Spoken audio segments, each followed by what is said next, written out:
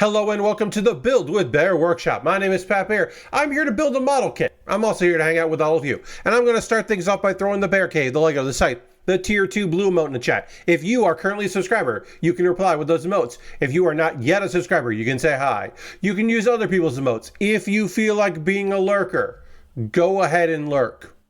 The world is your oyster. Lashbrook is here. Hello, Lashbrook. Happy to have you here on this fine Monday. Oh, excuse me. Sorry, a little bit of a sore throat today, but we're doing okay. I took a cough drop before the stream. We should be all right. I might be getting a late spring, early summer cold, which I hope I'm not getting, but I might be. It is currently a Monday. The plan is to continue the Gundam 00 Diver high grade that I have right here. I might finish it because I got a leg done. We're going to work on the other leg. Then we got the waist, and then we got the backpack and the effects parts. So, like, I might finish it tonight. I don't think I will. I think I'll finish it on Thursday, but I might. Who can say? Anyway, yeah, I'm looking forward to working on the kit, hanging out with all of you on this fine Monday evening. And let's right now get into it by going to the main overhead camera. You can see we got our kit here. We got a piece of the backpack, which I don't have on because it makes it hard for this kit to lay like this and be seen. Because when I put it on like this, because of these fins here, it goes like that. Or I could have it like this. I guess I could have it like that. I don't know. I'll put it over there like that, I guess. We got one leg done. One leg that we're working on now. We got some of it done. And then the foot. We got a foot done. So we'll get back into working on this leg. Hey, Lord Crashton, welcome. You know what? I'm gonna adjust my seat a little bit here. Let's see if I can. Yeah, there we go. I can wheel in a little closer. That's better than it was. But yes, hello, welcome. Welcome to everybody here.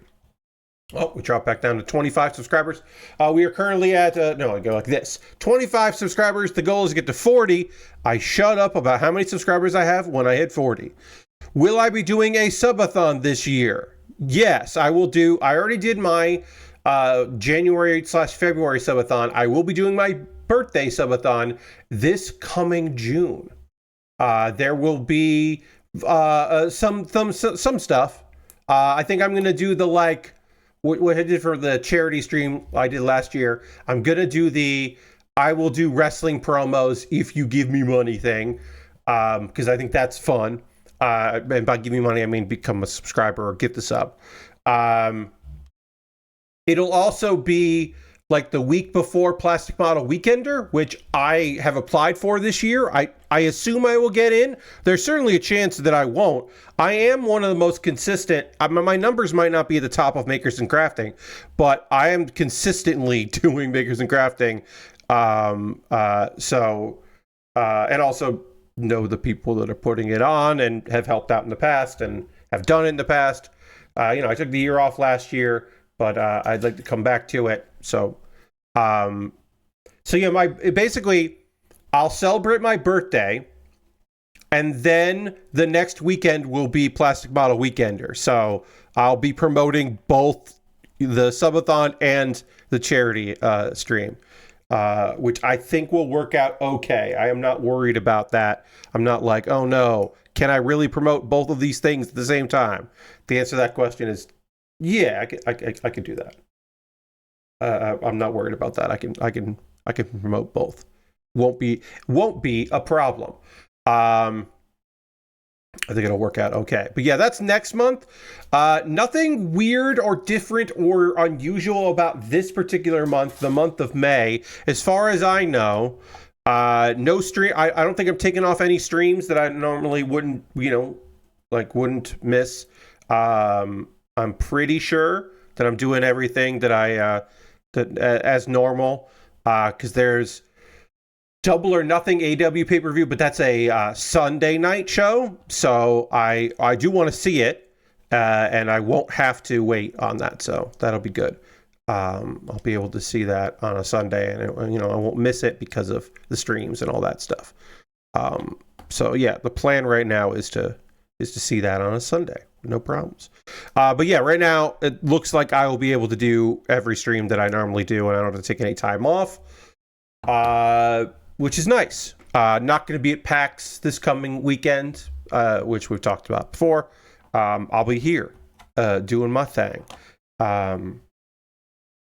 I hope it's really good, and I hope the people that go have a great time.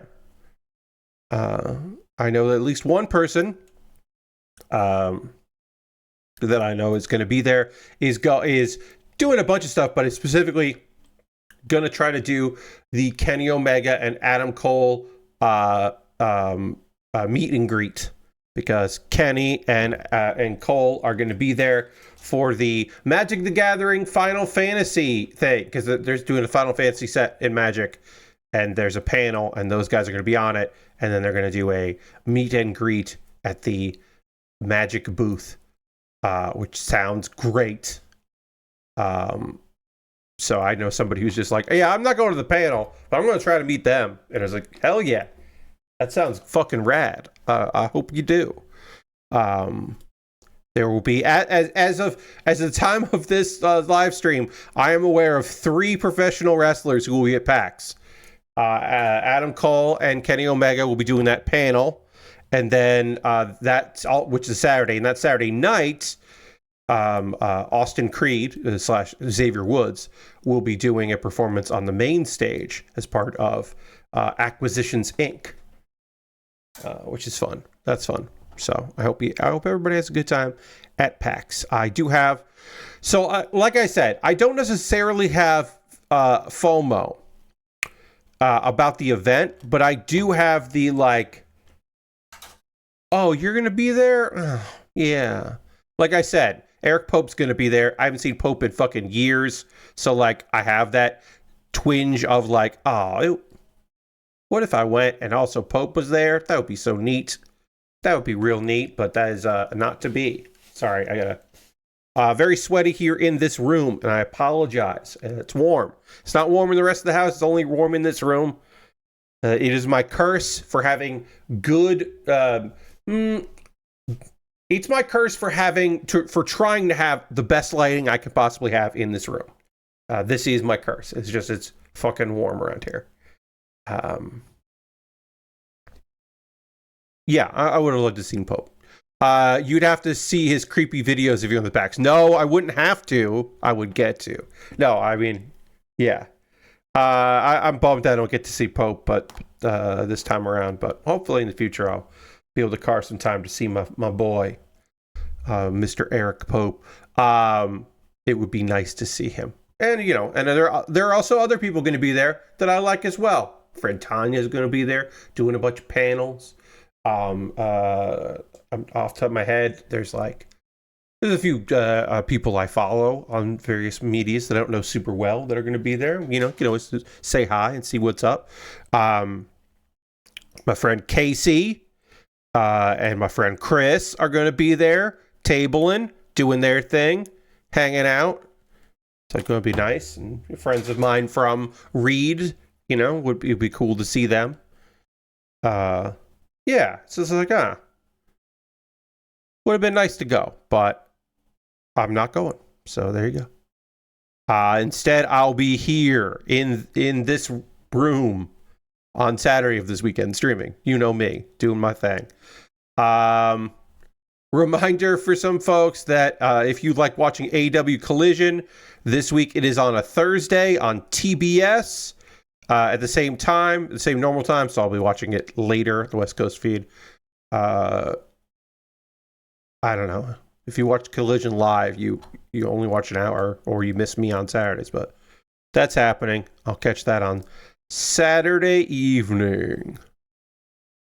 All right. Or sorry, Thursday evening instead of Saturday. All right, I got to panel line this, and then we can start working on the waist. And then we'll start working on the shoulder, the backpack parts, the side parts on the backpack, and do all that stuff. We'll get into the waist here, but first we got a panel line. We got to get our gray marker out, hit all this, make it look nice. Just hit all that with there. So I'll give a bit of an update on a few things, a few stories that we can chat about here. Some stories that kind of tie together that are fun. So I talked about on Saturday the releases that came in for the WWE. WWE released some talent on their main roster and also on their NXT, which is their developmental brand. Those that have been released have been given their 90 days on the main roster, and NXT is 30 days. They get money. They are considered an employee for those days, so they don't have to worry about their work visas for a little while. It gives them a buffer. It's nice. People don't have to take this. Most people do. They generally take the money for a little while there. And, you know, it is what it is. It's not great. And I went through and talked about everybody and where I thought they would end up and all of that.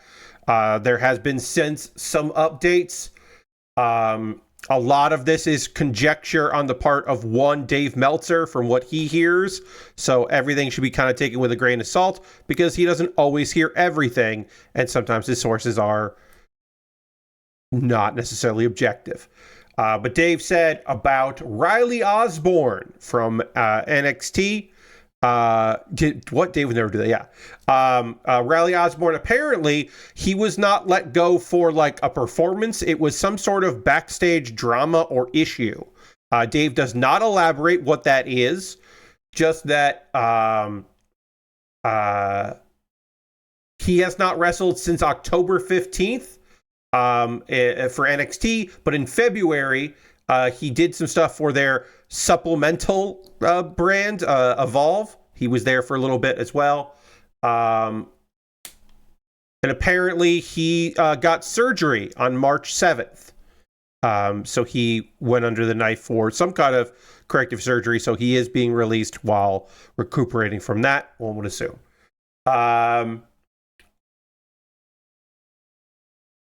Let's see. They really liked him. He was not cut over talent. He had to do with non-wrestling things. Just certain things that happened with him and it's kind of led them taking him off television. So I don't know what that is. He is married to someone they released in February, Blair Davenport. So maybe it was related to that.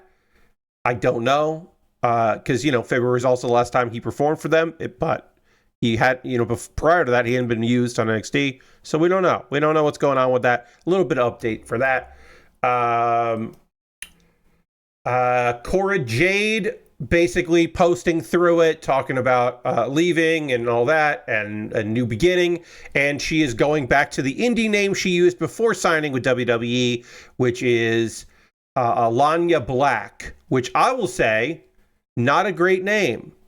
She has confirmed that NXT is still 30 days. Her indie name, not particularly good. I would say maybe you should consider doing some variation of Cora or Jade. Probably not Jade, but you should maybe do some sort of thing off of Cora and not the name you used in the indies, because it's not particularly great as an indie name. If it's her real actual name, then my apologies to Cora Jade, but it's not a great wrestling name, in my opinion. Let's see. Shotzi. Shotzi made some statements. Shotzi Blackheart, who Shotzi was not released, but basically has been told that her contract will not be renewed. There was some thought that perhaps her contract had expired, like this past week. Apparently, that's not the case, and she still has time left in her deal. And she will be, her contract is until July. So she's still under contract. They're just not going to use her. And they have told her. So basically, she doesn't get the 90 days. Yeah, her contract but she has they're keeping her under contract. They're not releasing her. Because if her contract ends in July and she would have been released in May, the 90 days would have been longer than her actual contract. So she's still under contract until then, and probably can't book things. Probably. She might be able to. Probably can't. She does have an email that she has for bookings that she put out there. And she is looking to get booked. She wants to work on the indies immediately when she can. So good for her. Generally, if your contract expires, you can just immediately work and no one says shit. So I imagine we will see her sooner than later. I don't know where she ends up per se, but I imagine she'll do a bunch of indies. I would imagine we will see her on Hood Slam and probably GCW, like immediately.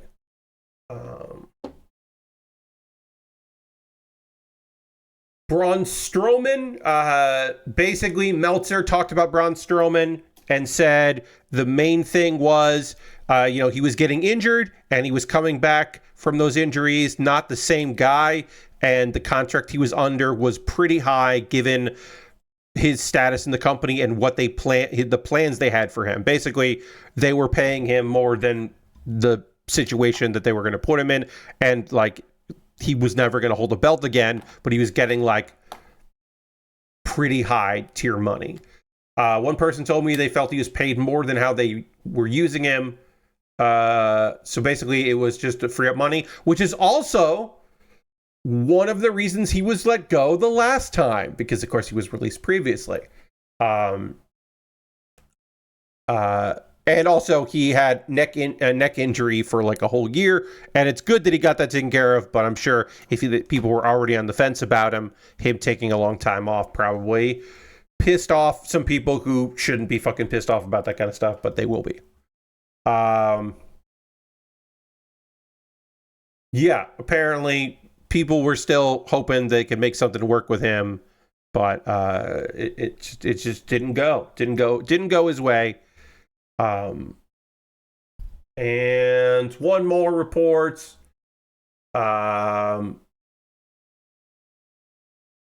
Apparently, so in April of 2022, Dakota Kai got released from the WWE. And they ended up bringing her back in. But when she got released, while she was like not working for anybody, apparently she had conversations with AEW then, and she had conversations with Stardom. And Dave speculates here, this is pure speculation from Dave, that those parties would be interested in her again. Now she has had several injuries since then, but she was cleared by WWE doctors. They just didn't have it. They just weren't going to use her. So yeah, she got released basically 3 years ago, brought back in, released again. He says, I know the last time she got cut, I believe she was talking to AEW, and I know she was talking to Stardom, but then she got called back and didn't go. I don't know the details about deep conversations with AEW, but I could think that's one of those things where they were ready to use her, and she ran right back. So again, yeah, 3 years later, they might not be as interested as they were then. They might be more interested. Who knows? Stardom, I'm sure, would still be interested because they have had a talent exodus pretty consistently, and so getting somebody who's native to New Zealand coming in, they would be, I assume anyway, pretty stoked about having her come in for some business. Let's see.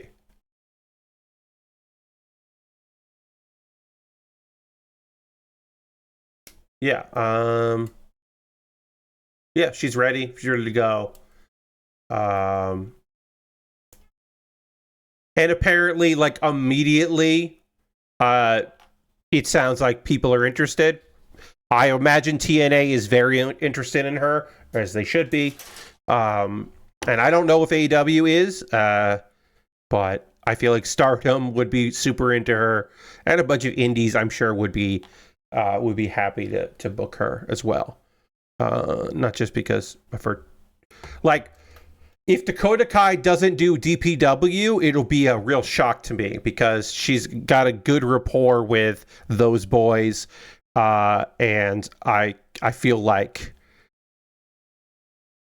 there's very few companies she could work for that wouldn't want her to do that. I think TNA might be the only one that would be like, oh, don't do DPW. But like AEW would be fine with that as long as it was like timing wise. So I could see that happening. And those are the updates. We haven't heard about anything else. I'll quickly check Cultaholic to see if there was any other news about that. It does not seem to be. Yeah, Cora, Shotzi, Riley, Dakota.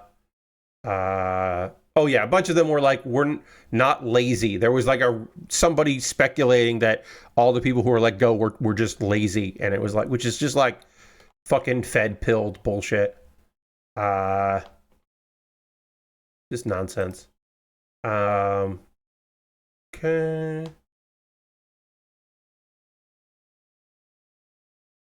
Student vice presidents. All right, let's just check one thing here. Let's see. Danny Palmer from NXT. He's apparently kind of done. That was one update I forgot about. She made it. Who knows? It's wrestling. Who the fuck knows? But she made it seem like this is the end of her athletic career, that she's like not interested in running the indies or going somewhere else, that the experiment is kind of over. So that just seems like that. Shotzi is really working once her deal is up. She's ready to go. And then seems like people are interested, as I said, in Dakota Kai. And also Shayna Baszler seems to have a bunch of interest, which makes a lot of sense to me that would happen. Over in gaming news, I am happy to report that right now, anyway, I do not have any stories about layoffs in the games industry. I'm sure that there'll be more of them, but right now we're in a lull period on those, which is great. This seems bad. This seems like I did it wrong. Why is this like this? Right? Like, this shouldn't be wibble wobbly. Right? Something's up on that. Let's see. Goes like that. And then, did I miss a piece? That goes in like that. I got that. This goes, I know the back piece goes in there. This piece goes in here. Yeah, that's just really wibble wobbly. Huh. I guess it is just like that. Maybe when the side pieces go in, it makes it more stable, but yeah. It doesn't feel great. We'll just try to push this down all the way. Yeah. Maybe it is. Maybe this is supposed to be like this, but it feels bad. Huh. Couple gaming things we can talk about here. So you may remember that Sega was like, hey, we're doing a bunch of game stuff here. We got a bunch of remakes coming out and such. So one of those is Echo the Dolphin. The creator behind it, behind both of the Echo Dolphin games, Ed Anuziata, basically said like, hey, we're going to remaster them. And also there's a third game coming out. He talked about that to Xbox. Me and the entire original team are going to remaster the original Echo the Dolphin and Tides of Time games. Then we will make a new third game with contemporary play and GPU sensibilities. I'm going to tell you right now, friends, I don't know if Ed knows what that means, but I don't know what GPU sensibilities means. I think he means modern graphics. I think he means that like it'll have to run on like something you would expect from a modern console. I think that's what he's saying, but I don't fully actually know if that's what he means by that. Graphics processing unit sensibilities. Yes. Modern, I think he means. Contemporary play is also a fun word. He encourages fans to visit echothodolphin.com.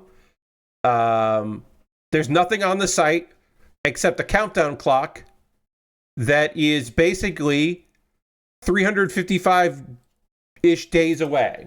It's so basically a year away from some kind of countdown. So sometime next year is when the re-releases come out, I guess, or the third game. I'm not sure. But it's weird because it's by the hour. A 1-year countdown clock for the remasters of Echo the Dolphin. Yeah, that's weird. It's very strange. Like, I'm sure there are some people that are just like, oh, hell yeah. But they're not like, wait a fucking year and keep up the excitement of that. Hell yeah. You know what I mean? Maybe they are, but I feel like they aren't.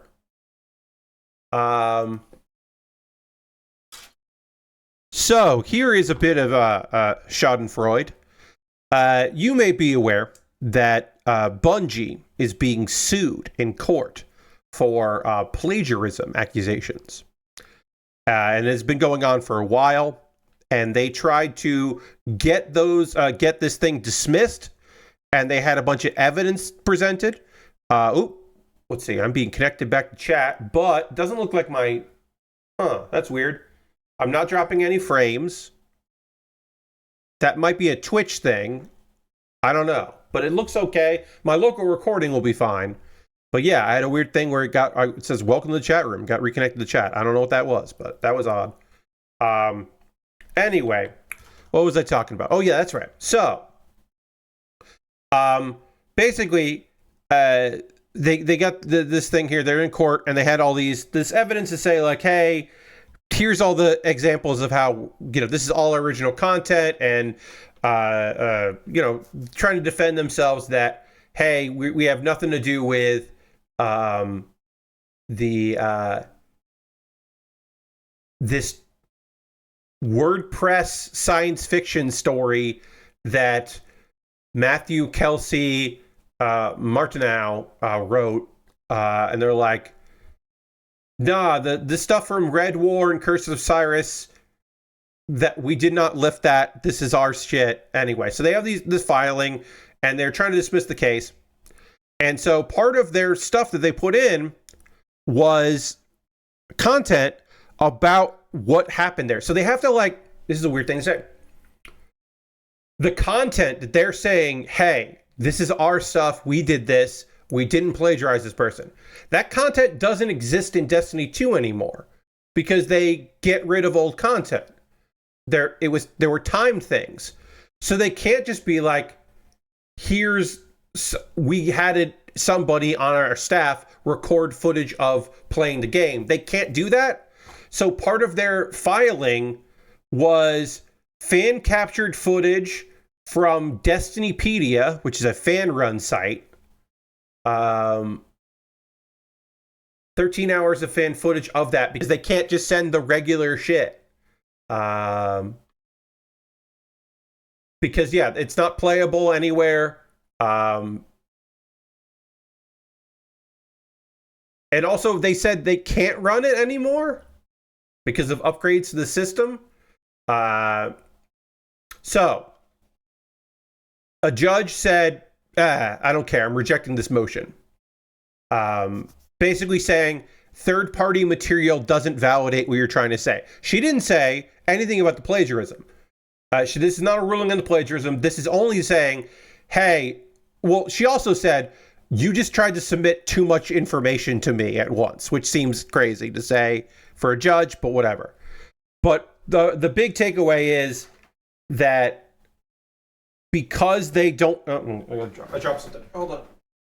Because they don't keep that stuff, and because of the way they handle their content, and they do, get rid of old stuff, like literally... they're going to have a tougher time proving this or disproving that person. Let's see. Yeah, it's just basically that she just rejected their evidence. Also, that length of submitted materials does not afford the court time to review the material that might be they might in a traditional discovery process. So basically, they're saying you gave me all this stuff here, but that's just part of your dismissal. That's not part of discovery. These things, this is evidence that they would have tried to submit in discovery, and the judge would have decided in that moment if she was going to accept that or not. But instead, they tried to do it as like, hey, look at all this stuff. This proves that this lawsuit has no merit or whatever. So it's interesting. I don't think it's going to go anywhere. Lately, the higher courts have been kind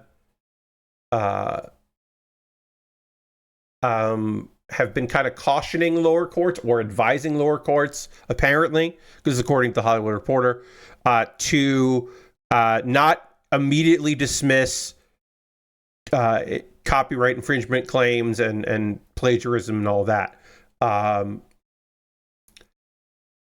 Apparently that right now it is trending towards we shouldn't just outright dismiss stuff, which is good.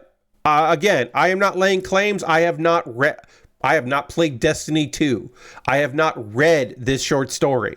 I do not know if these are connected or if these are parallel thinking or if it's tenuous at fucking best that this person is saying, this is my shit, you shouldn't be stealing my shit. I cannot lay claim to any of those things. I am not an expert in this. I'm not sourced up on these claims. I can just tell you that what's going on. And again, this is not this is not evidence to indict. This is just or to say, oh, well, this proves it. The judge is going to side with this guy. I don't know that. I do not know that stuff. But it does basically just say it. I think to me, the most interesting thing is Bungie doesn't have a proper way to say, hey, here is what the content of these expansions were. Because they don't exist anymore. And they don't work. All you have, and maybe Bungie does have internal video somewhere, but they didn't want to share that, so they just ripped a bunch of hours of fan footage. I don't know, if they have that stuff and they chose not to use it or what, but it's weird. Now, speaking on that, apparently the source code for Fallout 1 and 2 still exists. As far as people knew, obviously they've had new versions of it. They've had an engine. You can still play that game, but the source code for Fallout 1 and 2 was supposedly completely and utterly lost and had been for quite some time. This comes from Interplay made Fallout 1 and Fallout 2.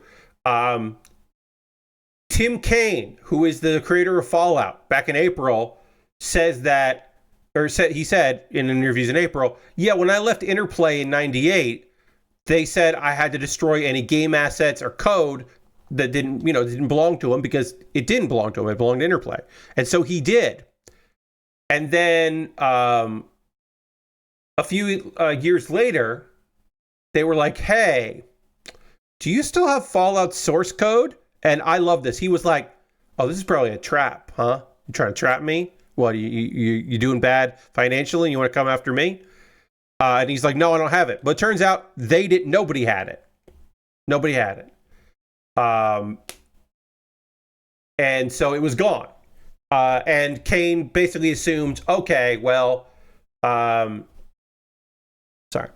basically Kaine was just like, oh, well, yeah, that's it. That sucks. I mean, you can still rebuild it and all that, but the source stuff is gone. That's a huge shame. And that's kind of where things were left with that.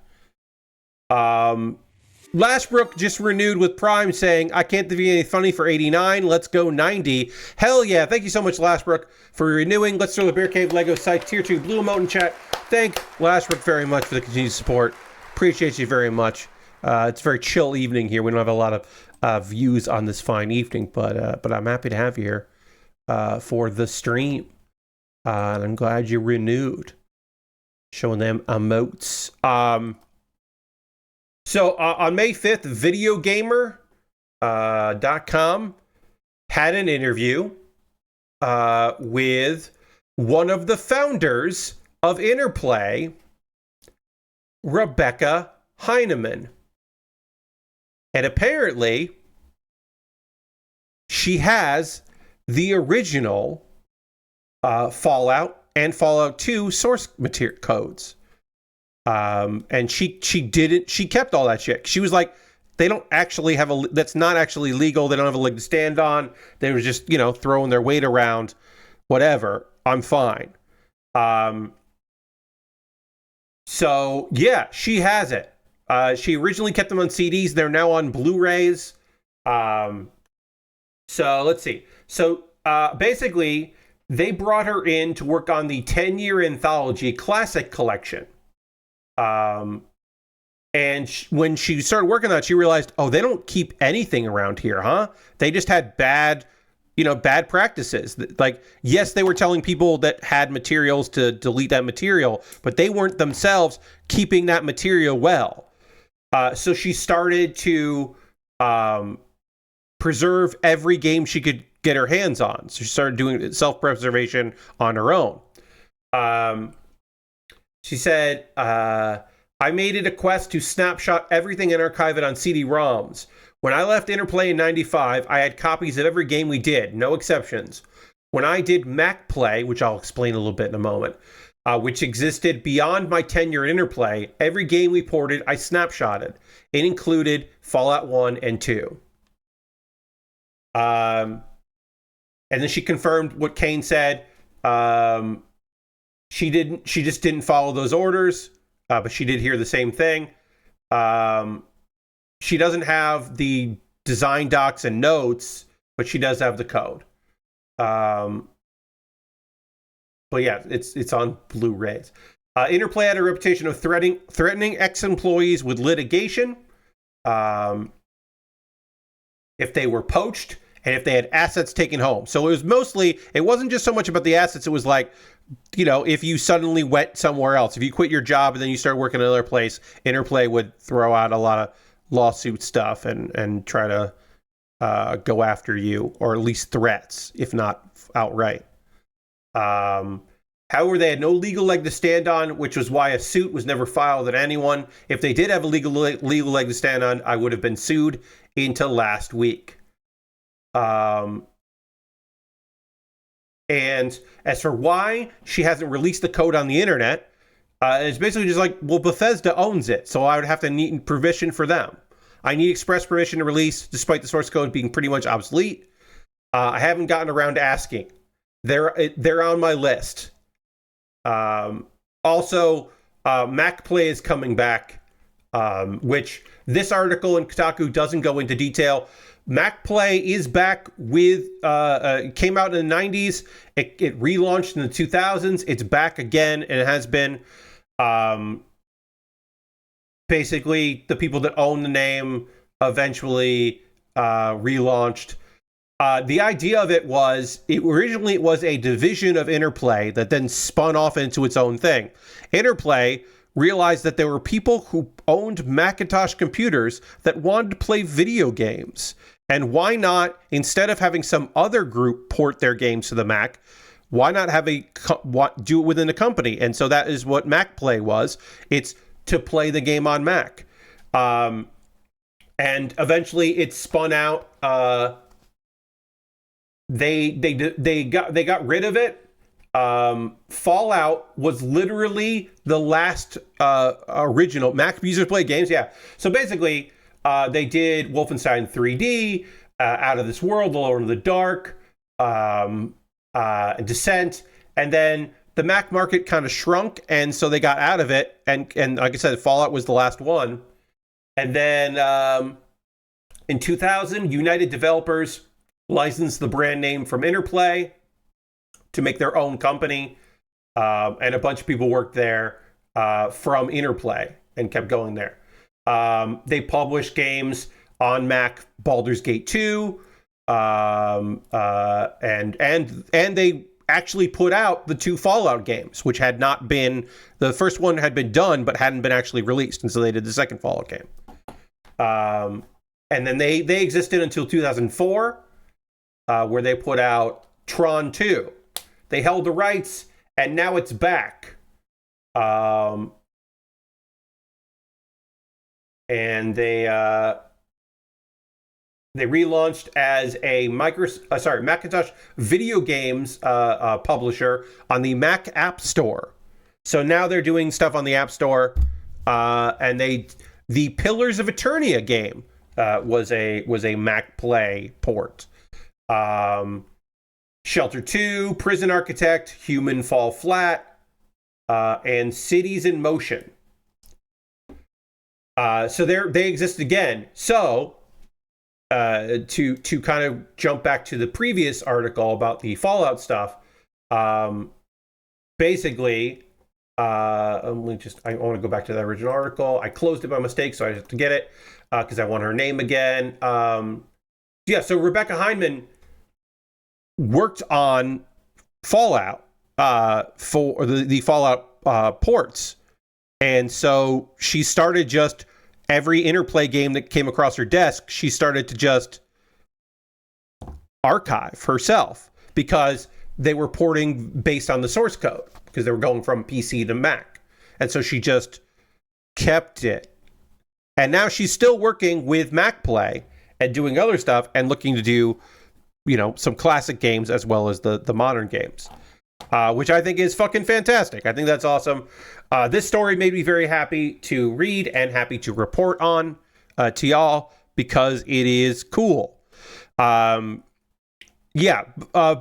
would have to say, you can put up the source code, and she hasn't asked them. Maybe now someone will get in touch with her.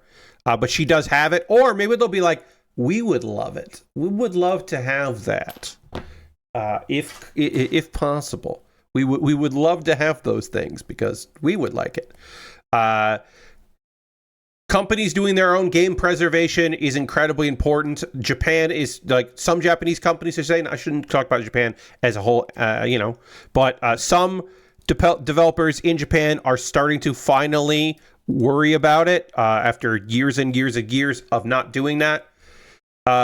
Mac Play sounds like a gaming site for Mac owners. Yes, but in the 90s, it was really descriptive, right? Mac Play.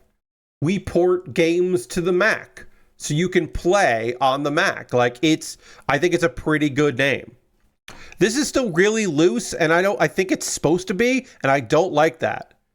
I don't like how loose this is. I mean, I'm not going to do anything with this kit, but I don't like that. This is just really wibble wobbly. Not a fan. All right, so here's the kit now. Now that I have legs, this kit can kind of stand up on its own with the backpack in. We're now body complete. Now we're going to work on the backpack, and which are also weapons. We'll get all the weapons in here and build all that. We got swords to build. We also have wrist blades. These things pop down into blades, so we'll build those. We still have more to build here, but we are body complete on this kit, so we'll get in there. But yeah, I just thought that story was neat, and I was excited to read about it. Okay, we need L and M. Yeah, I don't know. Like I said, we are starting to hear more stories of companies that are going and looking to, I should say, kind of archive their own game stuff, which is great. Just talk about old buildings having drop ceilings for, companies because they were telling people to destroy stuff because they were moving offices and they didn't want to move with all that stuff and all that. I mean, it comes right down to it's video games, but also it goes all the way back to TV. There are episodes of the original several seasons of Doctor Who that we only know about from people writing about it. They have never been found because they didn't save the tapes. They reused the tapes. That was a common practice in... you were going to bring up the whole Doctor thing. Yes. Yes, John. Because they didn't save the tapes. They reused the tapes. So there are some episodes where the best quality is somebody recorded it off of early, VHS or Betamax. Like, there's like one episode that they've like restored as best they could. It was like a tape was copied and sent out for another region, and that tape was found. And there are a couple tapes there are a couple episodes of Doctor Who that reportedly, and we haven't seen these, reportedly there are some dubs of a few episodes, so they're not in the original language, they are dubbed over for another market. And I those haven't really surfaced, but those have been reports that those exist out there. But that's how some of these shows, like, yeah, they're just episodes of Doctor Who that we only know about from people writing about it and like reviewing them. That's how we know those episodes exist, because the company just didn't keep them. There was a lady in New York who recently passed away, and she recorded everything she watched on to tapes. She just has tapes and tapes and tapes, meticulously labeled everything, just always recorded on VCRs, anything that she was watching. And the Pally Center is currently categorizing everything, and a lot of stuff there is archive of. It's just like, this was a popular thing, this is a popular moment, but she does have some stuff that like, she's got TV that just didn't get saved. Some of her earliest VHS tapes are things like news broadcasts weren't archived for a very long time. Some special events were never archived because that home release wasn't a thing, or wasn't a thing they're interested in. But yeah, so there are some people who, like, have found some things. I mean, we talked about this when it came out. The Zero dub or the Harmony Gold dub of Dragon Ball, before Funimation's 13 episodes of the original Dragon Ball series got made, Harmony Gold did a dub. They renamed Goku Zero. It's bad.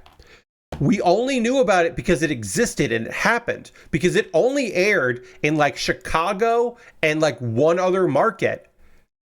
Like 2 years ago, a guy was just like, oh, hey, I found my Dragon Ball tape. And I'm sending it to someone to get it digitized. And it exists. And you can find it on Internet Archive. And it's not good. But it was lost media. It was a thing that existed that people knew about, but no one ever saw. I mean, a few people did. But like, it just aired on, local television in a couple markets as like a test bed. And it didn't go well. So they didn't do anything with it. But they didn't keep it. They didn't like go out of their way to make sure that it was preserved, because it was just a failure on Harmony Gold. Harmony Gold just looked at it and gone, oh, that didn't work out. All right, let's try another thing.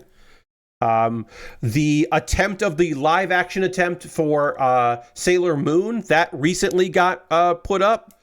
That had been a lost media item for a very long time. People did not know where that was, or if it actually existed, or if it was real. That was a thing that people thought maybe was a joke, but was a real thing that was out there. Okay, so this goes in like that. Got it.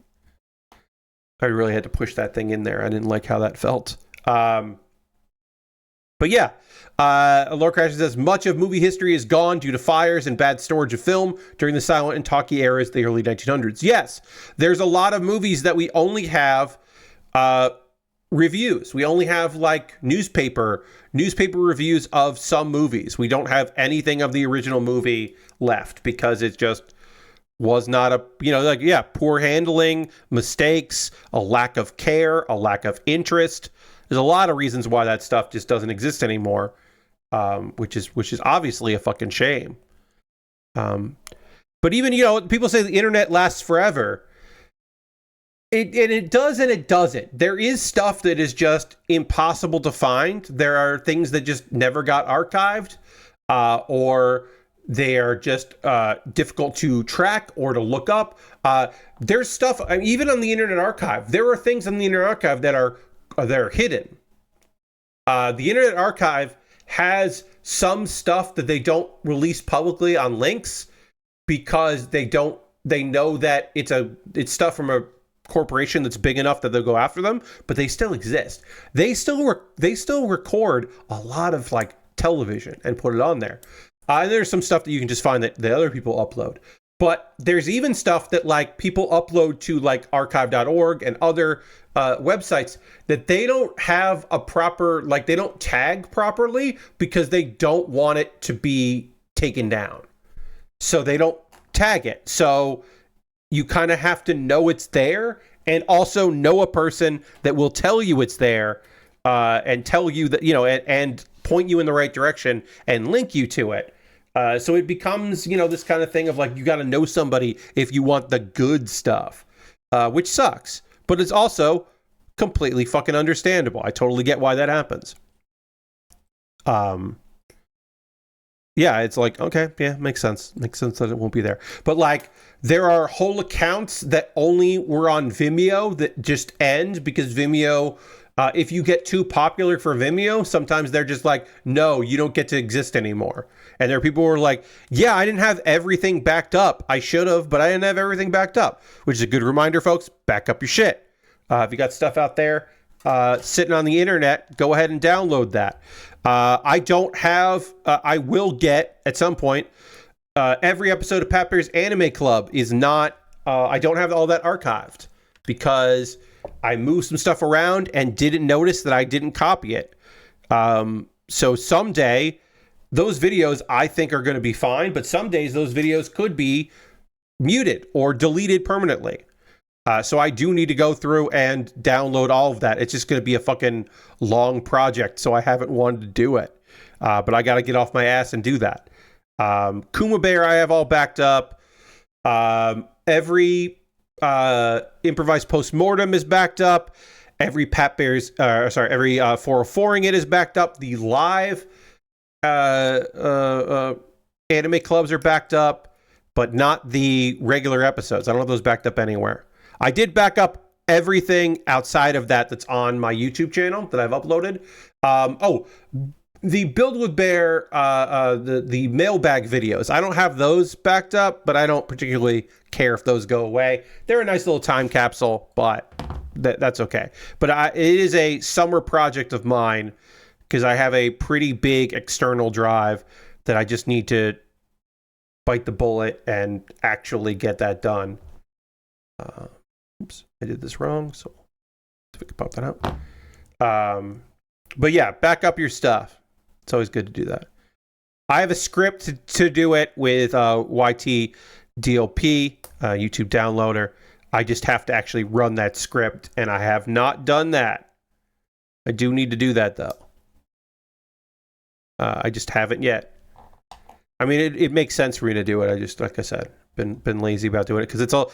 I have well over 100 episodes. Like when we say, what's the most recent Pat Baer's Anime Club episode?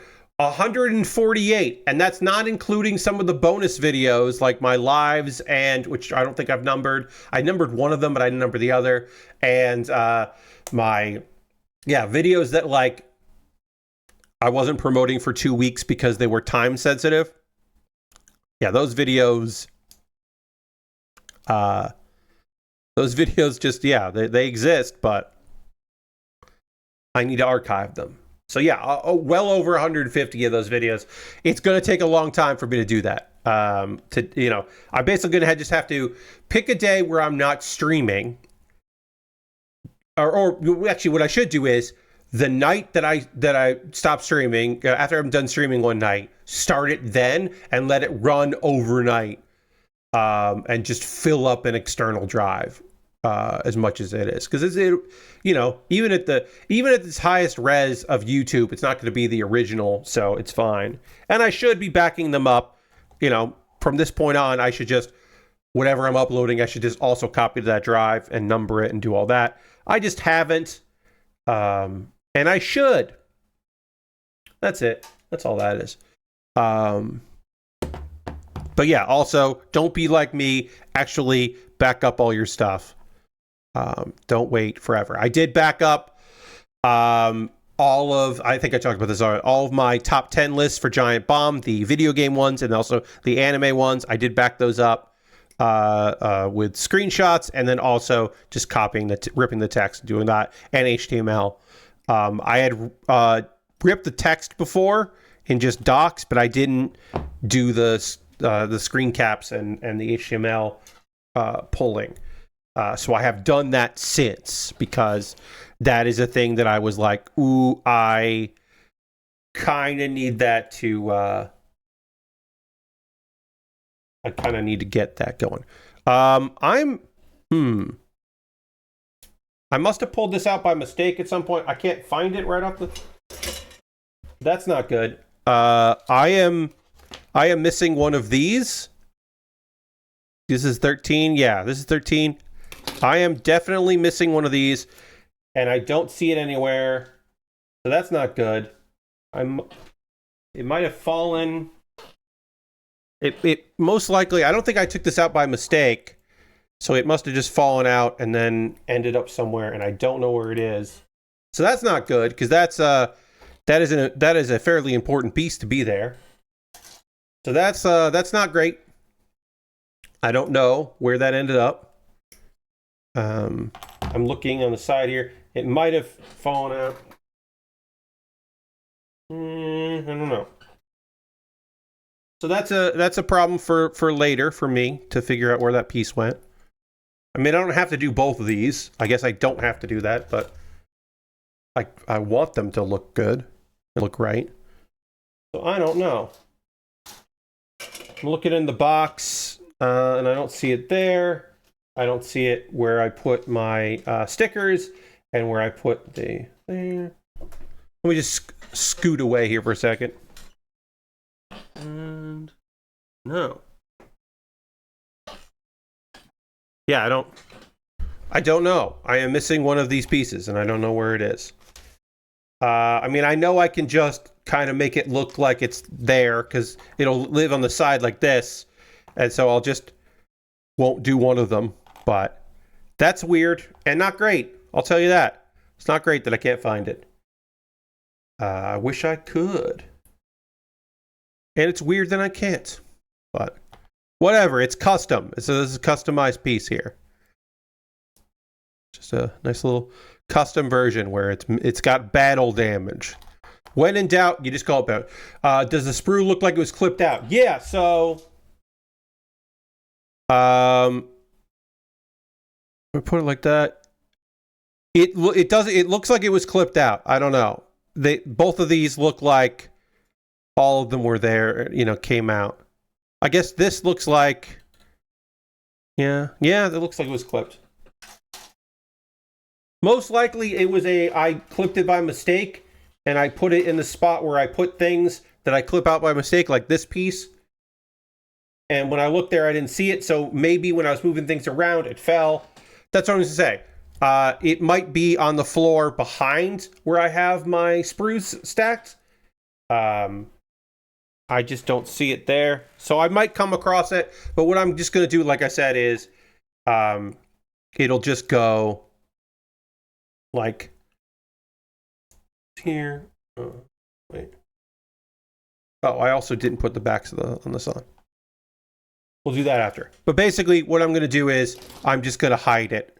It'll just be, this piece will go on here. One will go on this side. The other will go on the other side, and it will just look like that. And you won't see the other one, which should go here. It's just because it won't be there. So I'll just cheat it. Lord Crashing wants me to the dance button. I will. We are about to take the pause for the cause, but I will start by hitting the dance button. Here you go. Thank you for using your channel points for this.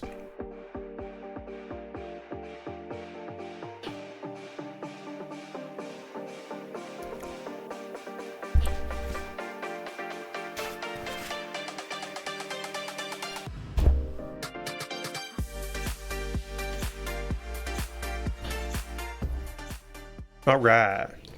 First, quickly, I'm gonna go to this here. Thank you for using your channel points for that, for me dancing. Okay, so it's not there. I thought maybe it slipped underneath the build mat, which occasionally it does. That does happen on occasion.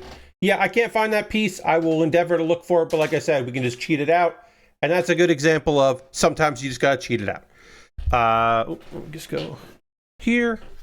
Sorry, I'm sweaty. It'll be like this for a little while, and then we'll start having the air conditioning on in the house, and then it will be cool in this room because when the air conditioning is going, this room is fucking comfortable. Now is the part of the stream where I'm going to talk to you. That's right, you, about ways that you can support me and what I do here. Everything I'm about to talk to you about is optional. You don't have to do any of these things, but if you would like to, it would really help me out and I would appreciate it. If you are currently a subscriber to the Baer Workshop, you can throw the Bear Cave, the Lego, the Scythe, the Tier 2 blue emote into chat. Being a subscriber is the easiest way to support me financially because you are already here on Twitch. So if you wanted to throw a subscription my way, that would be great. You could use your Prime Gaming token, much like Lashbrook did tonight. Also, if you are in Aristovan's here with that Tier 2 emote, which we'd love to see. If you want to gift a sub like John did, that would be great. I'm trying to get to 40 subscribers. I shut up about how many subscribers I have when I hit 40. So if you wanted to get me, we're on our way. We're at 26, trying to get to 40. If you want to become a subscriber, you could do that. You don't have to, but it would be nice if you did. I want to drink a little water here before we get into even more of this. Jam's here. What's up, Jam? So I have a Patreon at patreon.com/PatBaer. Over on my Patreon, you will discover, if you go to the link, that there's a $1, $3, $5, and $10 tier. And there are different rewards for the different tiers. So consider joining me on Patreon. Yesterday, I did put up the Q&A that was supposed to get uploaded and put out at the end of April, and I just didn't, which is not great on my part. It's the first time I completely forgot to send it out and upload it, but I did record it, I just forgot. Previously, I had mentioned that there was a PAX where I recorded it during the PAX East because I just forgot to record it before. I had the questions, I just didn't get it out because I was very busy that PAX. That was the PAX where I did my 404ing it PowerPoint on the train to PAX because my guests took forever to send me things. That was a rough one. Yeah, that PAX, that was a busy time for a lot of people, including me. I also have a YouTube channel, youtube.com/PatBaer. Over on my YouTube channel, you can subscribe for free, of course. You can find the videos that I make over there. And if you wanted to, you could, of course, become a member over there. And for just $2 a month, you become a member, and you get my Wednesday videos on Tuesday. So tomorrow, you'll find out what my theme is for the month of May. And you'll get the video before other people who will have to wait on... I'm sorry, I just want to check this here.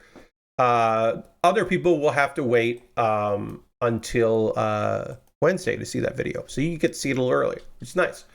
Let's see, there are other ways. So those are all monthly ways to support me. If you wanted to support me financially, just on a one-off, you were like, oh, Pat, do you have a tip jar? Well, you could send something directly to my PayPal or to my Ko-Fi.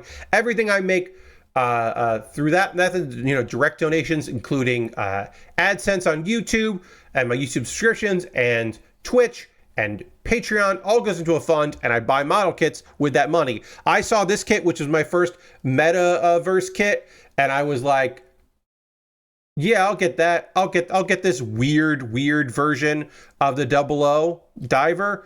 It's like, sure, I'll get that. And I'm happy I did. And I have a backlog of stuff. I just got a Lego set literally today that came in the mail. I've got a backlog of fun stuff that I would like to build. If you want... and I will do that next. Now, if you want to decide what I work on next, and you're like, no, Pat, don't work on that. I've got it for you. Well, you could always go to my Amazon wish list and buy something for me to build. That wish list, anything you bought on the wish list will come to me in the mail. I will make a dedicated video for my YouTube channel about the thing that you purchased. And then also, it will be the next thing that I work on. It jumps the queue because that's the least I could do. There is a very small of the model kit here that's on sale. It's like $7 for an Ultraman, the Armor of Legends. That is an Ultraman model kit that I would be happy to work on. That's very inexpensive right now and looks pretty neat. It's like it's one of those kits that like kind of looks like a statue. I think it looks really neat. It's the Wukong armor for Ultraman Zero. That looks fucking rad. That's $770 right now. But I got model kits and Lego sets, inexpensive stuff, all the way up to very expensive stuff. Look, shit's just going to get more expensive. Model kits are just going to get more expensive as time goes on. The old stuff will become, any Lego set that you know about will eventually get discontinued by Lego and then become very expensive, as there's only so many of them left, and as people that have them realize they can charge way more for them because they know, oh, I'm sitting on this kit or this Lego set, I'll sell it now, but then later I can sell it for even more. So if you see something there that you think, Pat, that would be fun if Pat built that, please consider picking it up. Let's see. My alternative to that is I have a wish list on Throne because some people don't want to use Amazon, and I fucking get it. I would love to use Amazon less than I do. It would be awesome. I wish I had a local shop. I wish my turnaround time didn't have to be so short for some things. I do buy some stuff at other sites, Gundam Planet and USA Gundam Store. I wish that I didn't buy as much on Amazon. Well, that is very funny. Yes. A faceless name. My name does appear, and one of my icons does appear in an episode of Actually, an old episode of Actually, where I give a correction about the use of magic in the world of Dragon Ball, the universe of Dragon Ball, all the Dragon Ball stuff. Yes, I figured I have sent in 2 corrections there, and I think they only used 1 because I did correct them about the way they spelt John Gutierrez's nickname. My buddy Goots, I think they spelled it G-O-T-Z or T-S or something. And it's like, well, his name is Gutierrez, so you got to spell it G-U-I-T-Z, whatever. But also the one that they did put in, yes, that I didn't use their Discord, and I went into Discord specifically to put it on Actually, and then they made it look like it was a tweet, which is fine. But yes, I did correct them about that. I've known Trap for years. I figured Trap would appreciate that. Mike Trap would appreciate the fact that Pat wrote in to be like, what? Yes, that is a fun bit of business. That is my one brush with Dropout, which is honestly probably for the best. That's the only thing I've done with Dropout, other than a quick little thing that I sent in that didn't get used on another show that doesn't exist anymore. So that's fine. Now, getting back to the promo stuff, so I can finish the promo stuff and get back into model kit building and conversation, talk about some anime stuff.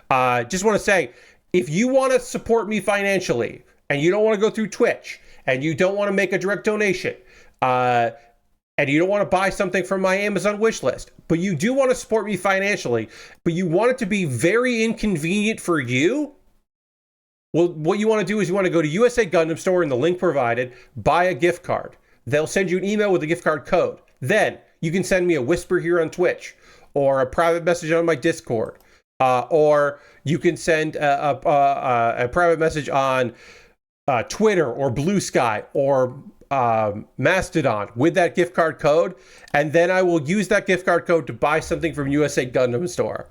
Again, people have done it. More people have done that than bought something from me on Throne. And that is a true statement that is just weirds me out every time. But, people are people. I have a Discord. If you want to hang out in my Discord, here's the link to the Discord. I post build photos at the end of every stream. People sometimes post stuff they're working on. Or they just, in general, just put in links that they think I would be interested in. And they're generally correct on those links. Now, a couple video links for you to check out for watching on at a later time. The most recent episode of Pat Baer's Anime Club was posted 1 week ago today. You should check that episode out. If you want to know what I'm recommending for this current anime season, you can watch that. I recommended 5 shows, and they're very different from one another, so you might find something you're interested in. And then Kuma Baer is my weekly anime recommendation series. And every week I do under a minute. I try to sell you on a show that you should go check out. The most recent one that I did is about Orb. Orb is a phenomenal show. It is a hard watch. It is a show that I don't think I will ever watch again, but I do think that it was phenomenal.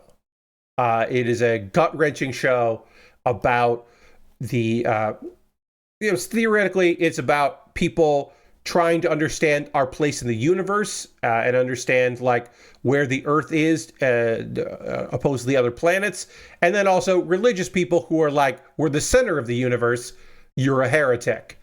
And it's a rough watch, but it's a great watch. It's Madhouse does a beautiful job with it. It is one of the most difficult shows that I've seen in a very long time, and I made a video about that, so you can watch that. It is not my most popular of my Kuma Baers, but it's not the least popular Kuma Baer of the year. It still did better than I've been killing slimes for 300 years and maxed out my level, because it has killing in the title, and I think that just buried it. That's my worst Kuma Baer of the year. My second worst is After School Dice Club.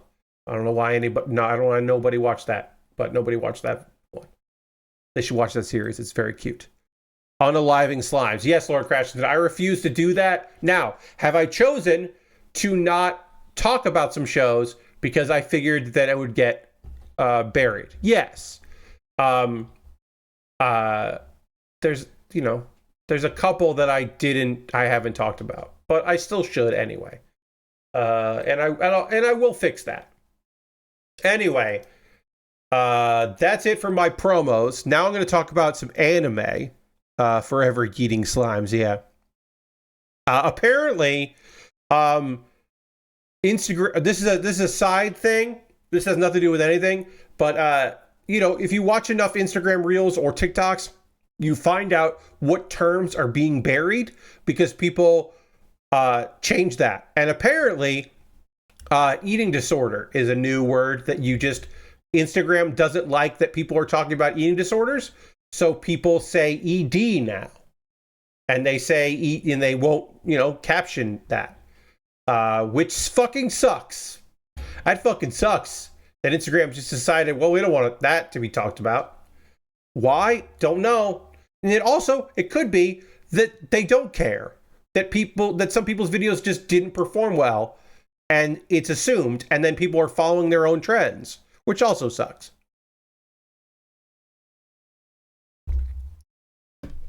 It sucks. All that stuff sucks. Anyway, I'm going to talk about some anime. I am going to, but before that, we need to transition back to the overhead camera. We need to keep working on this model kit. And I need to drink way more water than I just did. And we'll do all of that dramatically right now.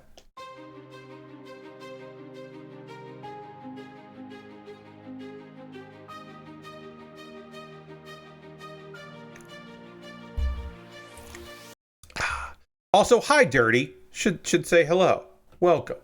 I'm going to hit, we're going to talk about some anime here while I finish these up. And I did miss a step on these pieces here, so we will do that. Because we got to finish this up. Because I didn't do this right, so now I got to do it right. So this is going to go like this into here. Hell yeah.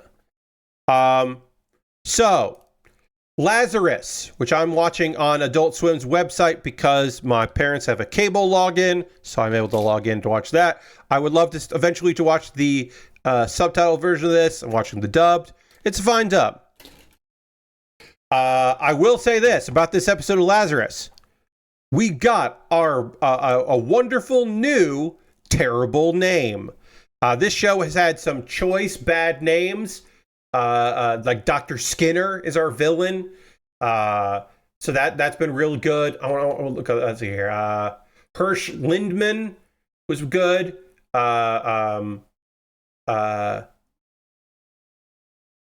Okay, when I say I really want to hear the subtitle, I want to read the subtitle of it and hear the original Japanese. There's one reason why I want that. It's because Megumi Hanashibara is doing Hirsch. The voice of Hirsch, the leader of the Lazarus team, is Faye Valentine. And she's a lot of other things, but she's also fucking Faye Valentine. So it's like, yeah, like, what? Like, I want to hear Alex Gilberto and Doug and all those names and Abel and Dr. Skinner. I want to hear their Japanese voices, but I damn sure want to fucking hear Hirsch Lindman come, like, her words coming out of Megumi Hishabara's voice. God damn it. God damn it. So episode 5, as I said, did introduce us to a new terrible, but terrible meaning good, name, and we'll get to it. So apparently, this is very funny. So the plot of this is there was a wonder drug that got made by Dr. Skinner, and then he announced, "Hey, everybody, guess what? You're all going to die. Anybody that took this is going to die. It's going to start in a couple months. Peace out." And people have been rightfully freaked out about that. There is a team of people who are all like in trouble with the law, so they have to work on it. It's like a Suicide Squad, but it's Lazarus Project. Their Lazarus team. And they're trying to find, they all have, reasons to be in this crew, and they're trying to find the Dr. Skinner because maybe he has a cure for this or something like that. They have been trying to track him down, and they got as far as finding out. In the previous episode, some lab animals died. A monkey died. So the animal testing for this drug for Hapna are starting to die. So everyone's just like, "Oh fuck, this is real bad, y'all. We're getting into the real bad here." So the time is ticking. They got to find him. They found out that Delta Medical had been distributing data about the clinical trials to Dr. Skinner. And they explain how this worked. And I'm trying to do shorter, talks about the episode so I can get more into vibes and all that. But I do need to convey to you that how they did this, how they sent him this information, was they were doing audio file formats with the dialogue they were uploading it to random SoundCloud accounts. So this universe has SoundCloud, and you could just upload audio files, and then the audio files were the clinical trials, apparently, hidden in them. So they meet Dr. Raman, and they're like, and they're like, "Hey, you've been conspiring," and he's like, "We didn't know. We don't know where Dr. Skinner is, and we didn't know that it was dangerous. We had no idea at the time that this drug was going to have these kind of problems. We had no idea. We swear. We also want to find him, and we'll help you." So they figure out that it's real. And one thing we did see, and this will probably come up later, so it's important because they really fucking focused on it. The animals that are dying have patterns in their eyes that look like constellations, and that might become important later. So basically, Axel, who is the newest member of the group, is just like, "I'm fucking sick of chasing this guy. What if we could lure him out? Like, let's get a trap going for this guy." So basically, Ramen is going to hold a press conference, and they're going to be like, "We found a cure." Like, they're going to come out and say, "We found a cure," that they're hopefully going to be able to track Skinner by releasing this information. And then a hacker, whose name I will say in a moment because it's incredible, I'll say at the end. So this hacker manages to get into the internal network and steal information on the antidote, and discovers, it's fake, the antidote's not real. This hacker is probably working with Dr. Skinner, and they are in the they track them down to the Pakistan Stock Exchange, and local authorities try to swarm this hacker, but she manages to escape, and then she calls Elaine and says, "Hey, you got the closest to ever catching me," because, they were tracking her down and they got close. So this might be a lead. This person might be related to Dr. Skinner or working with Dr. Skinner, so they can, maybe try to figure that out there. Now, I wanted to wait on saying this name because I knew as soon as I said it, I needed to talk about it. This hacker, her hacker name that she uses on the internet, so people know this as her handle, is Popcorn Wizard. So we had a run-in on this episode with Popcorn Wizard. Her name is Popcorn Wizard. One more time, Popcorn Wizard. Again, there's a lot of good names in this show. And I think it's kind of fucking incredible that this character's name is Popcorn Wizard.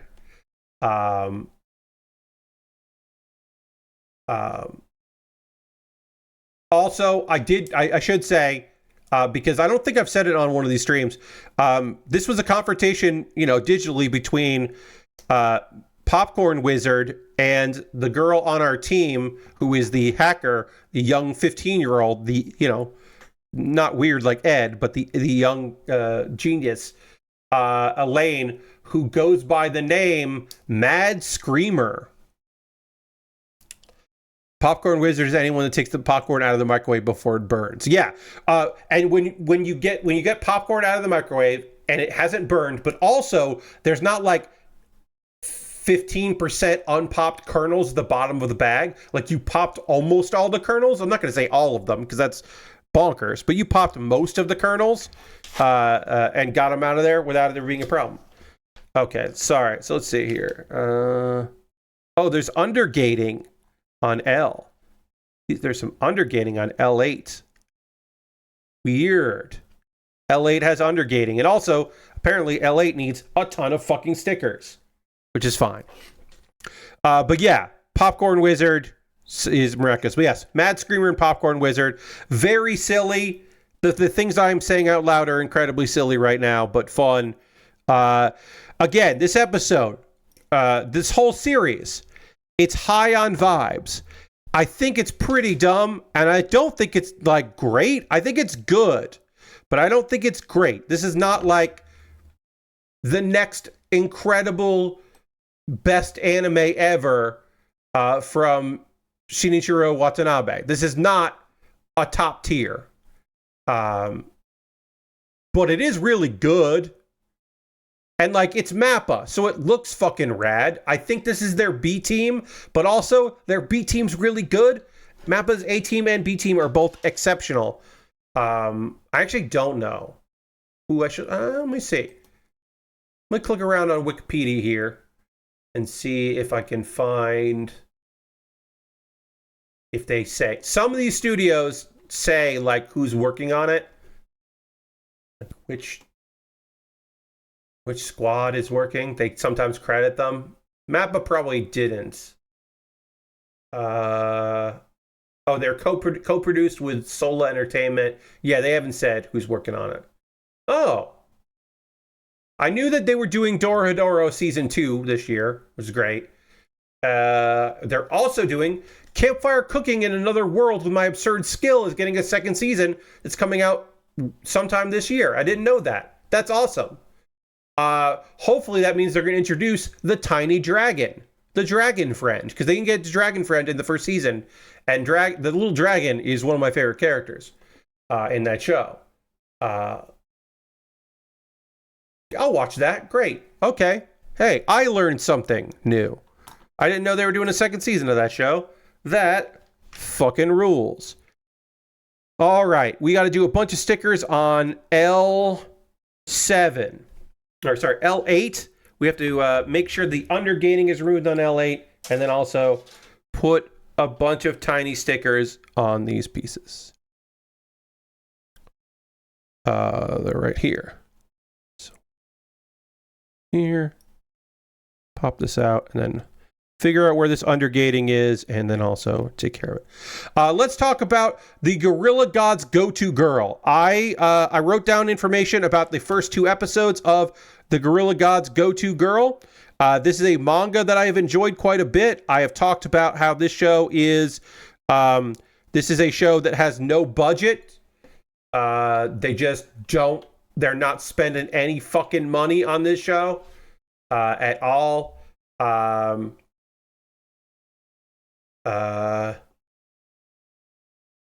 Yeah, the studio that's working on it seems to have no money, which is a shame because I think it's a really fun series. I don't know if I'm going to keep watching it because I might just go back and read the manga and try to read more of the manga. But I actually think, because it's based on a light novel, I actually think they'll get past where the manga is. So maybe I still want to just see the story. But when I say it has no budget, they're not spending any money on it. What I mean is that the animation quality is poor. There are a bunch of scenes where like action is missing. Like there'll be like the setup of a fight and then the conclusion of a fight, and the manga had the fight.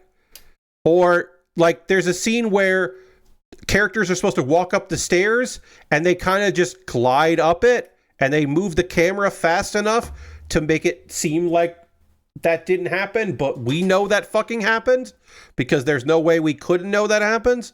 What are we talking about here?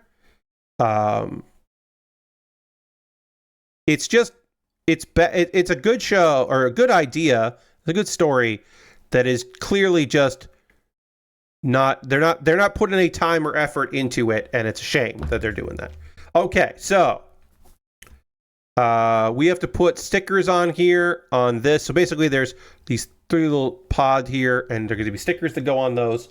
And I'm going to do that while I talk about these episodes, because these little green stickers will be easy to apply while I do this. These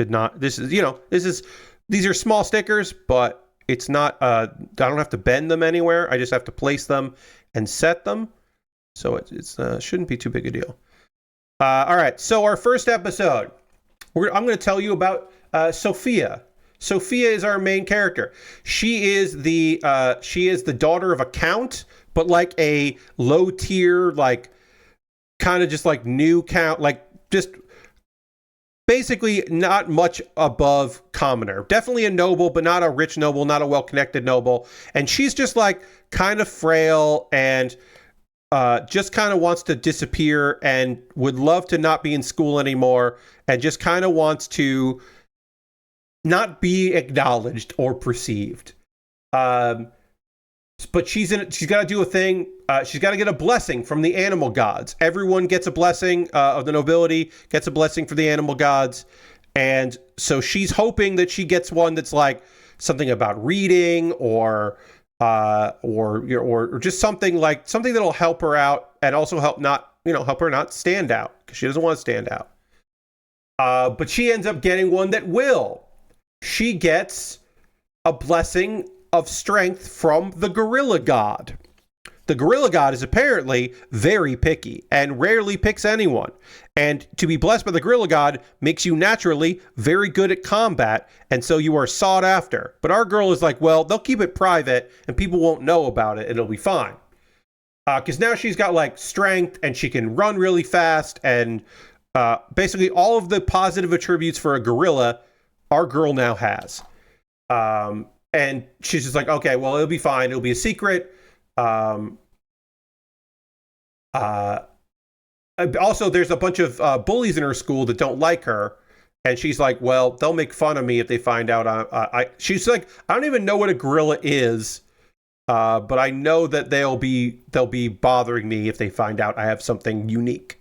So she's trying to keep it on the down low. Unfortunately, being blessed by the gorilla god means automatically that you get signed up to take the exam to be a knight. So she's just like, she can't get out of it. It would make, especially because, people would disapprove of her rejecting such an offer. So she's like, the only thing I can do is fail the test on purpose. At first she's like, I probably could fail anyway because I'm not coordinated. Turns out, doesn't matter. Gorilla God's going to make sure she can do all this stuff. So she's unconsciously really strong and fast and agile. And then also, while she's doing all this stuff, she's still very nervous. She does also manage to rescue an examinee, Isaac, who is apparently scared of heights. And so when he's doing a climbing thing, he gets messed up and he almost falls. And she, with her strength and speed, saves him.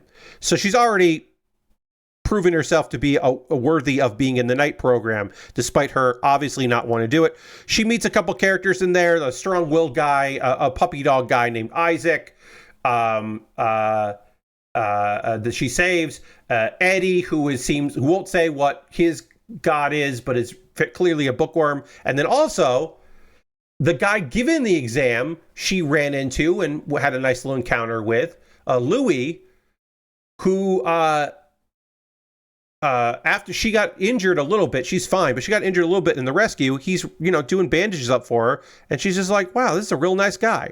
He's also apparently the vice captain of the Knights at 15, and he got into the night program before he even had his ceremony for his god. So he is a big deal, and of course very handsome. So episode 2, Isaac is real psyched about Louis. Eddie, who we'll meet here in the second episode. We saw him in the first episode. We meet him in the second episode. He's being bullied because apparently he's the son of a mistress. And he was just kind of ignoring them. And then Isaac kind of got involved. And that meant that, unfortunately, by Isaac getting involved, our girl got involved too. And Sophia, who did not want to get involved in this shit, accidentally tosses a dude that grabbed her arm into a tree. And so all the bullies fucking backed off immediately because she's very strong. Eddie figures out, okay, yeah, you're blessed by the gorilla god. And he's like, yeah, we get the first thing where he's like, well, you seem nice, but just so you know, I am jealous of you because having that blessing makes you immediately one of the strongest people in the world. And she's just like, no, what? No. She doesn't want to believe that. She definitely doesn't want people to think that. But yeah, they have a nice little conversation. And, Sophia doesn't fail the exam. She passed it, but she's still going to be going to school. So she's going to be doing the night program after school, basically. And it also turns out that, well, the guys that came in for the night's exam that passed it, they have to go to school too, because they're the ones that are young. So Eddie and Isaac and Louis all, of course, end up in the same class with our girl. And then everyone is fucking weirded out by that. And also weirded out by the fact that they're all talking to the bookworm weirdo, low status character, who is of course, the main character of this whole thing. And they're like, what's happening here? So the episode ends with Karis, who is the lead bully girl, the villainess, and a bunch of other girls being demanding answers like, hey, why is the vice captain of the Knights, who is so fucking hot and talented, why is he talking to you? What's going on? And so that's our cliffhanger. I will probably finish this show. I will. There's probably there's 2 or 3 more episodes. I think there's 3 more episodes to watch. I don't have any high stakes in it. I'm not gonna immediately run out and finish it as soon as possible. I have to see where this goes. Nah, I don't. Eventually I will. Let's see. So I put those stickers there. Oh. If I wanted to, I could have done, there's some other stickers I could have put on here, but I'm not going to worry about that. All right. And then this got to go on. Oh, there is a sticker 7.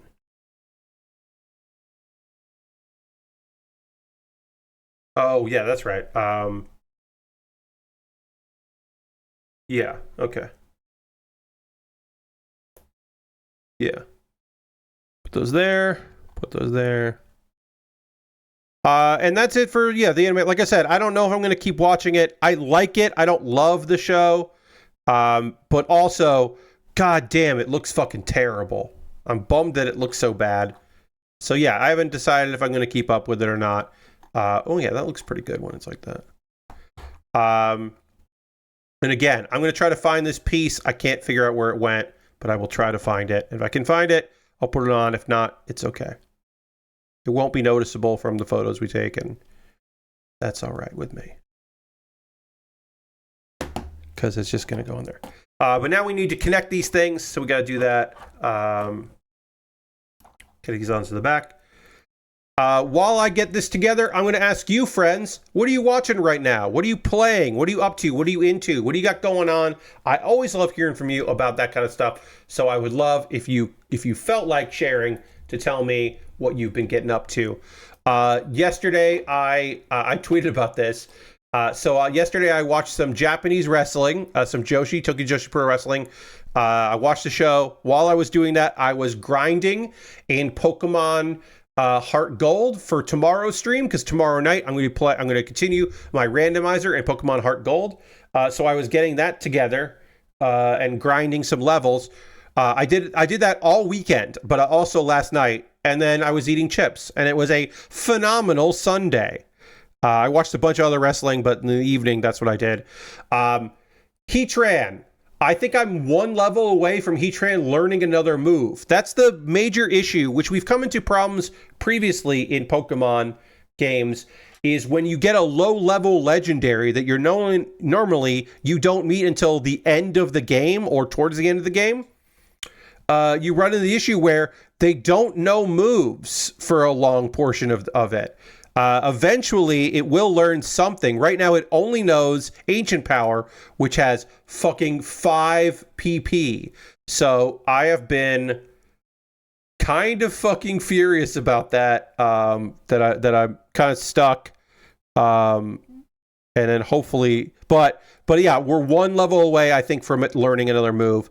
But I everything else was easy to level up. I just kind of grinded on some low level stuff. But we're at a point now where I shouldn't run into trouble, because that's always annoying in a run for stream anyway. Is me like bang my head against the wall, trying to beat like a gym or something, or having a lot of trouble with trainers. Like I'm just like, you know what? What if I didn't have these problems? So I just did some grinding off stream while I was watching wrestling, and it was delightful. It was a lovely time had by me. I had a great time with that. So I did that. I'm trying to think if there's anything else going on with me. Played some Marvel Rivals over the weekend with the multiplayer crew. A few of my friends did get into the beta for Marathon. And one friend was like, oh, that's pretty good. And one friend was like, that fucking whipped ass. That friend is into extraction shooters. And so I'm probably going to end up getting Marathon when it comes out. I'm probably going to get Marathon and play Marathon with my friends because they're real gung-ho about it. And I like to play games with them. So I'm probably going to end up with Marathon. And I'm not like...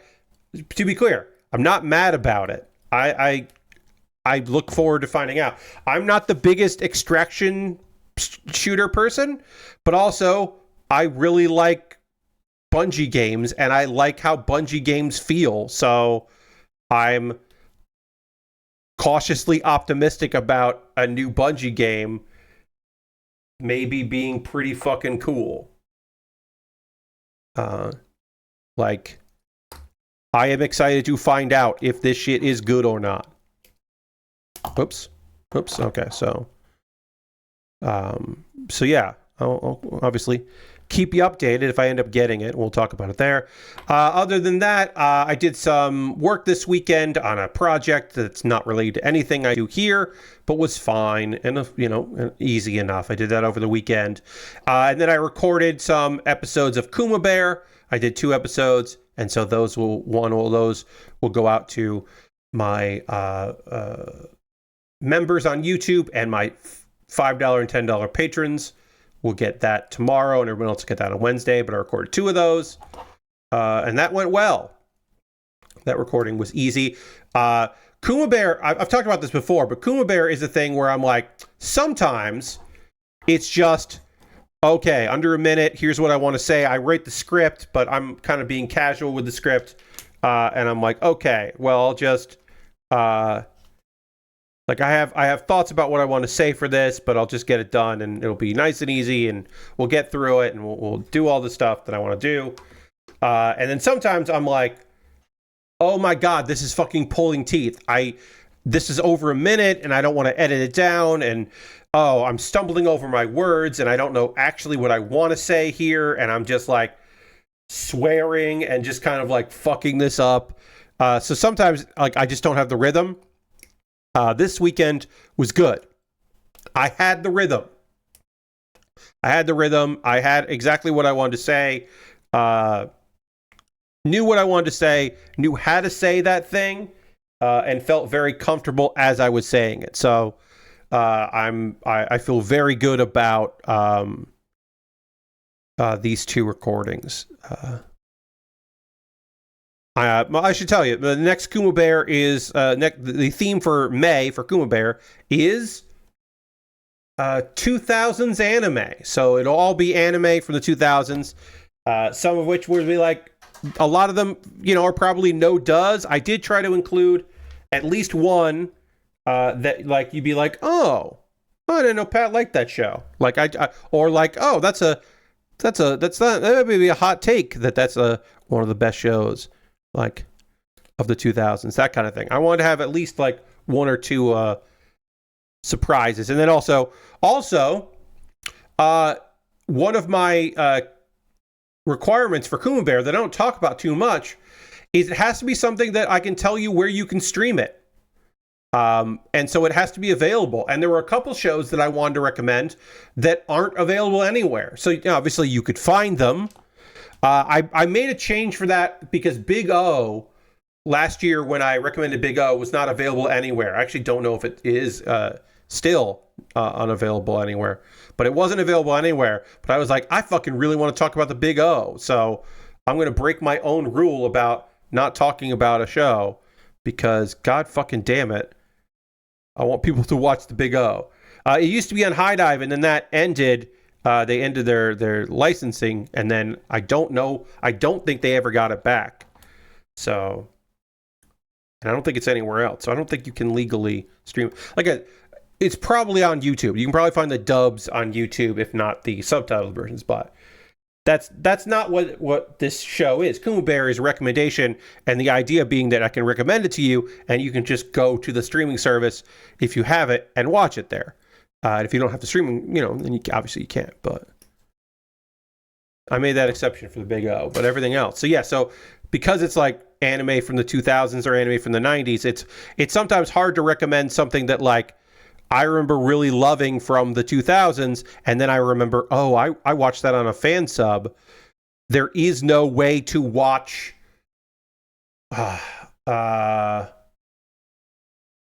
Oh, I can't remember that. There's a vampire romantic comedy show that has like an English name, just like the name of the main girl, and I forget what it's called.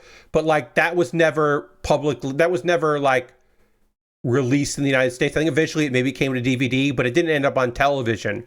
But that show was very funny. She was a reverse vampire, and by that I mean that she produced blood. Instead of needing to suck blood, she needed to put blood into people. And it was just a romantic comedy because she met a nice boy who didn't mind that she was a vampire and wanted to keep her secret because he was a good guy. And of course, it was a romantic comedy. I forget the name. Oh, Karen. It was called Karen. Kiarin. Like, I can't recommend Karen in my romantic comedy month because it's not on a streamer. I think that might not be actually the right example for this. That might have ended up on a streamer at some point, but that's what I mean by that. Anyway, I should read what y'all wrote because a couple of y'all wrote some stuff that you're up to and into, and I should acknowledge that because I did ask for it. Lord Christian says, I bought the classic TMNT van in Rocket League because I just had to have it. It's TMNT law. I mean, if I still played Rocket League, I would be very enticed by that. I totally understand where you're coming from. That would be something where it would be very hard for me to resist getting it if I was a Rocket League guy. I'm not. But if I was a Rocket League guy still. I liked my time with it, but I haven't played it in years. But yeah, I would be very tempted to spend money to get that. I hear you, Lord Crashington. I get you. I see you. Lastberg says, because I am not immune to propaganda, I hear you. I watched Return of the Jedi yesterday, and having rewatched Revenge of the Sith so recently, it was a stark reminder of how much I hate how the prequels are sneaky clean and space age, or squeaky clean and space age. I went and saw Sinners today, and that movie rules. Yeah, Sinners is high on my list of movies I would like to see that I have not seen because I don't go to the movie theaters.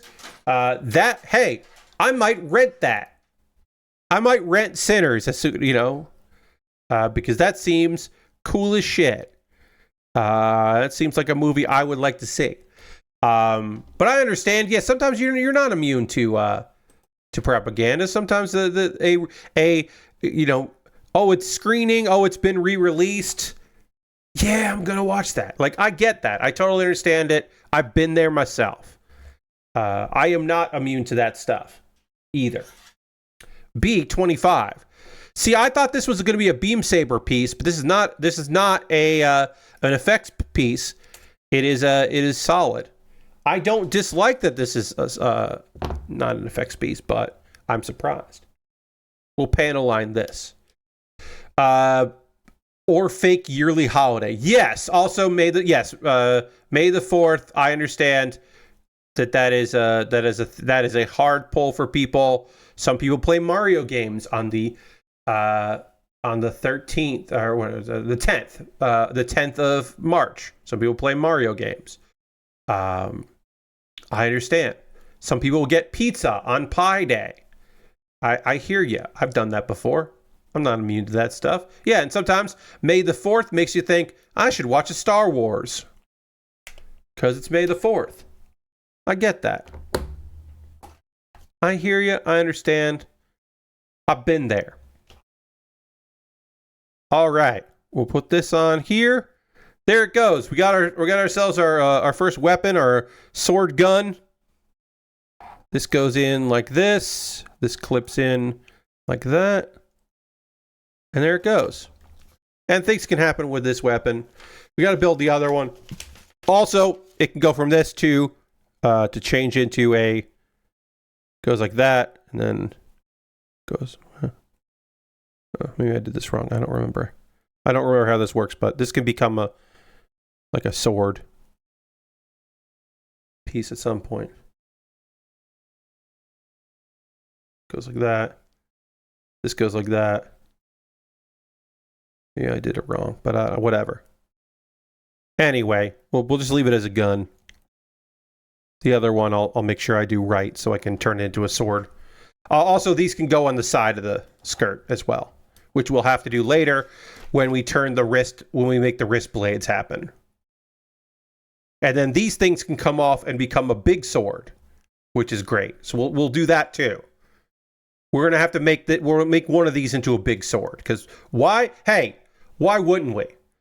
Mchan says, our puppy is born on May 4th, so we just celebrate her first birthday. Well, happy birthday to the puppy, and congratulations to the two of y'all. That's lovely. Mchan, I really appreciate you sharing that, because that just makes me happy.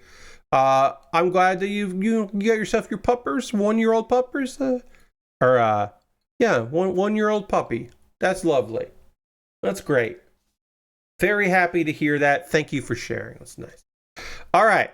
On that lovely note, we are just about done with this kit. We're going to wrap it up on Thursday. I am going to do a poll for my $10 patrons to decide what I do next, which will start on Thursday after we finish all the cool effects parts that I have to put on there. And I try to find the piece that I'm missing from this kit. I'll have to really scavenge around to try to find that. But right now, it is missing in action.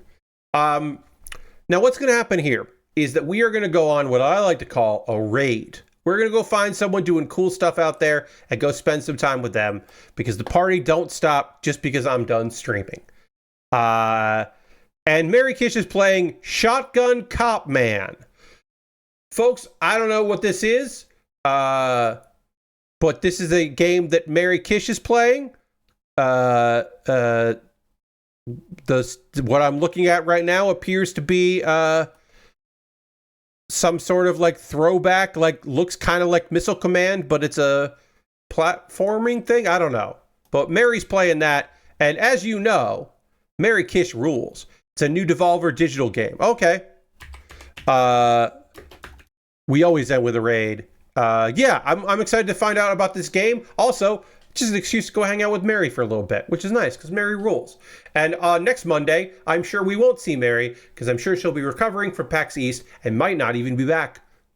But thank you all so much for being here. I hope you have a great time. I hope you take care of yourselves. I'll see you in the next one. Goodbye, everybody. Goodbye, goodbye, goodbye, goodbye, goodbye, goodbye, goodbye.